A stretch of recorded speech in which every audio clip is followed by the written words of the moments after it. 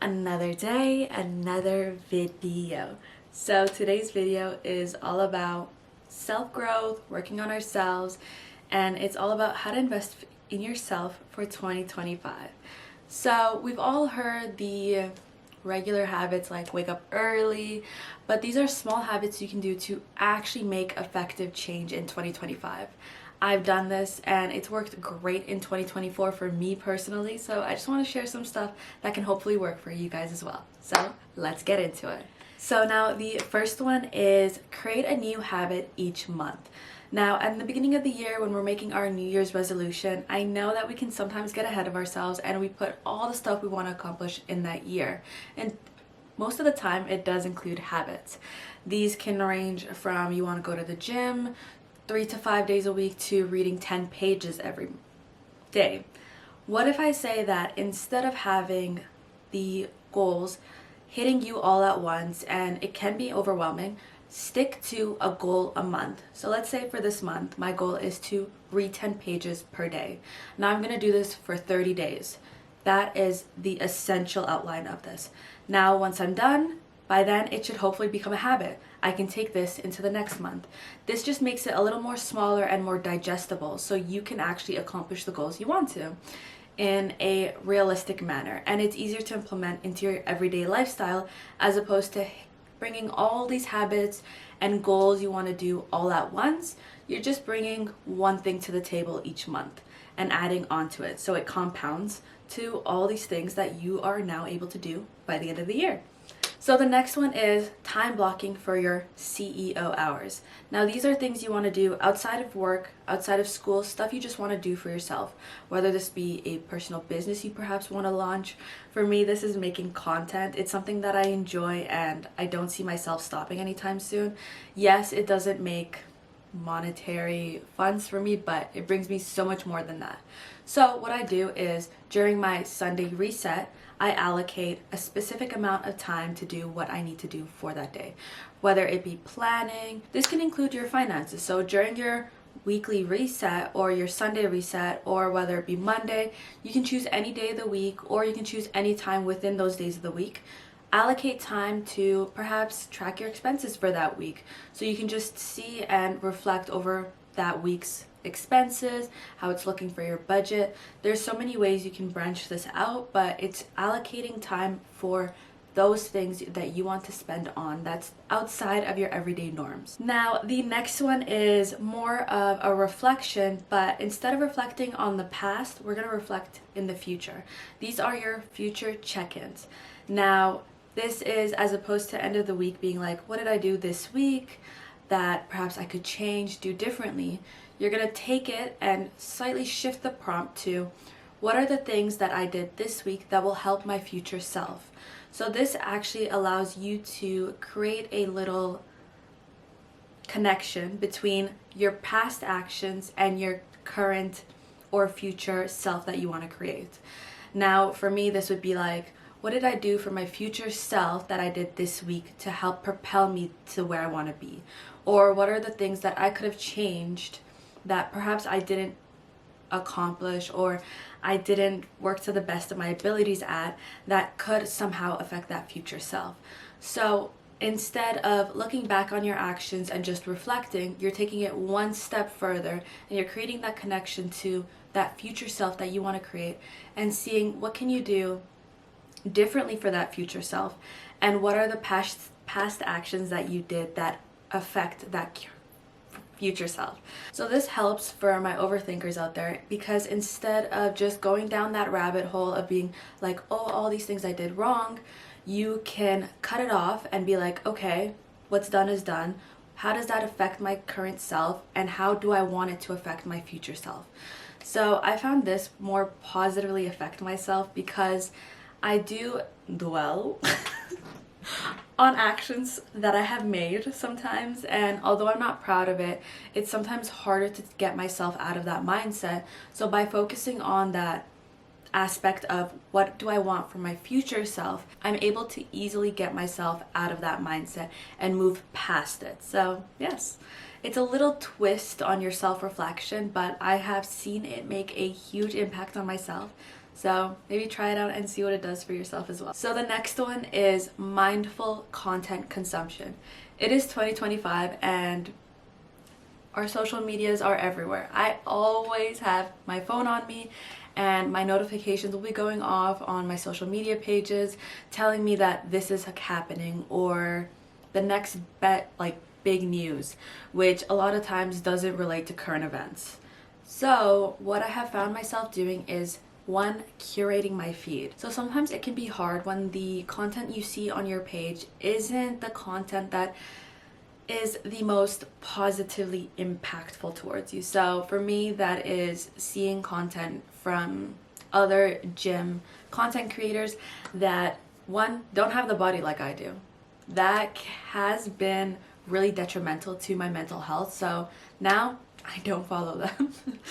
Another thing is content creators who don't have the most positive self-talk. Don't follow them. Or I personally don't follow fashion creators just because I don't have, a lot of times I've noticed that it connects to that model body. Don't have that. Don't follow it.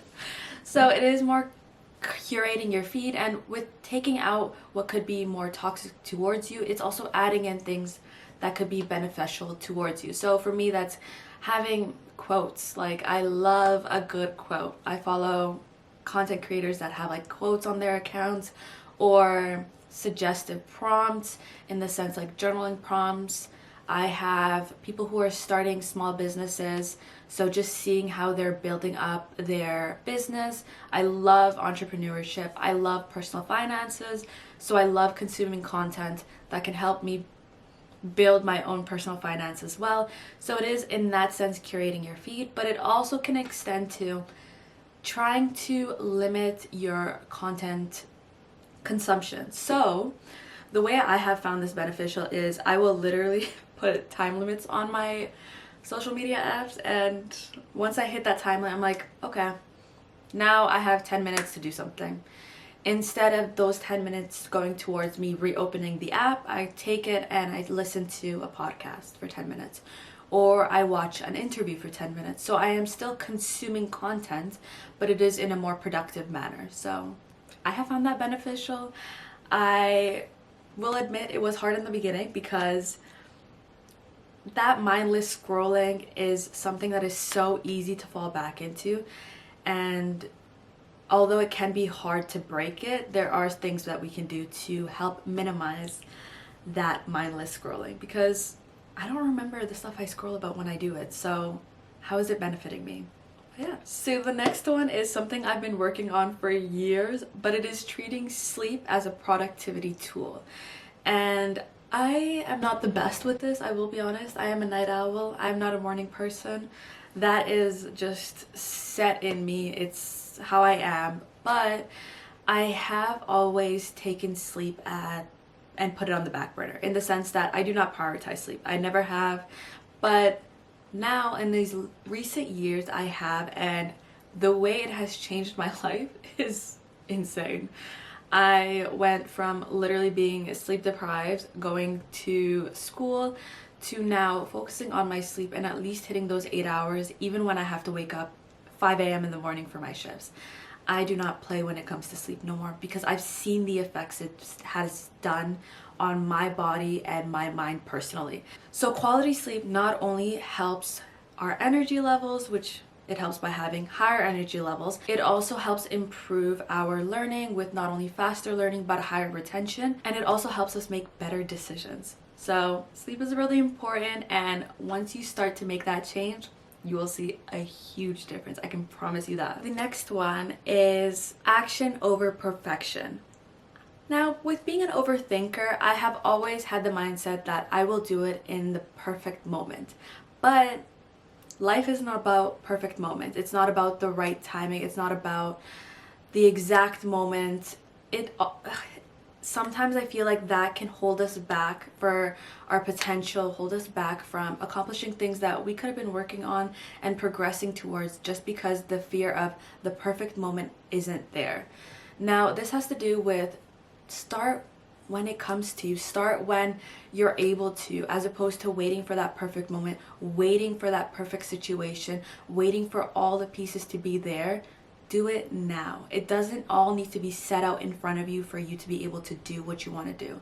Start that business, start that hobby you've always wanted to pursue, start that class you've always wanted to do. Just honestly, as cringy as it is, and it's something we see all around us, but just do it is really applicable to this step.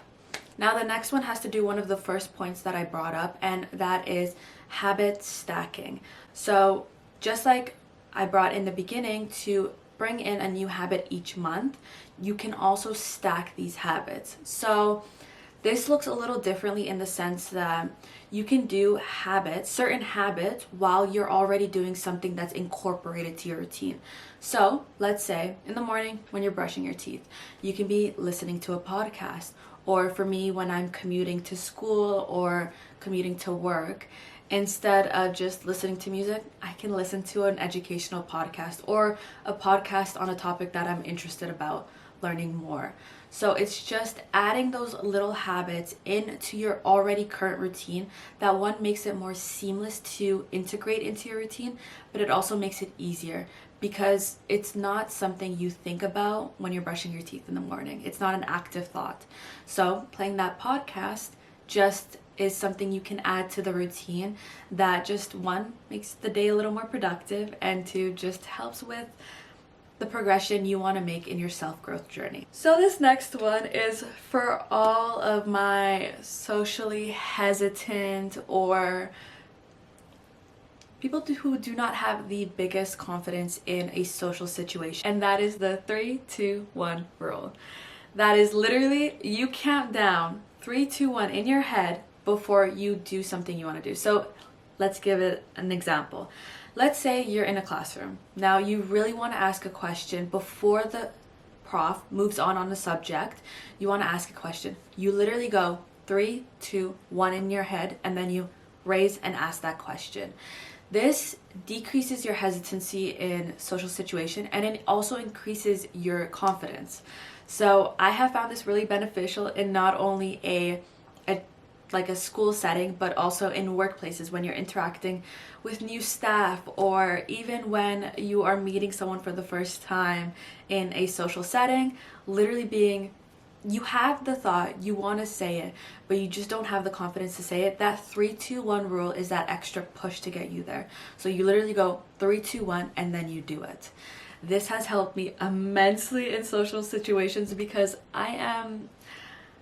sometimes I can be nervous and I can be in my head, but I feel like that robs me of moments that I could have enjoyed, interactions that I could have been included in if I just had said something. So this is your little point on how to perhaps improve that, and try it out and see how it works. Now this next one might be a little cocky for some people. It might be a little self-absorbed, but it is creating a brag document. So I have it on my phone in my notes document. It is a list of accomplishments that I have made that I'm proud of, or things I'm working on that I am proud of myself for doing. This is something that I can use as a reminder when things aren't the best, I'm not in the best of headspace. I pull up this document and I remind myself of who I am, what I've done.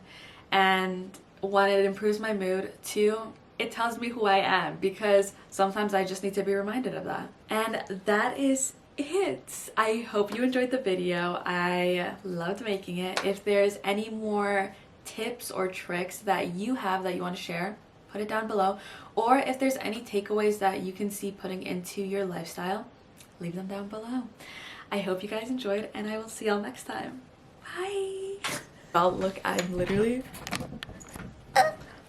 wearing my pajama pants. And that's how we roll here. Okay, now bye.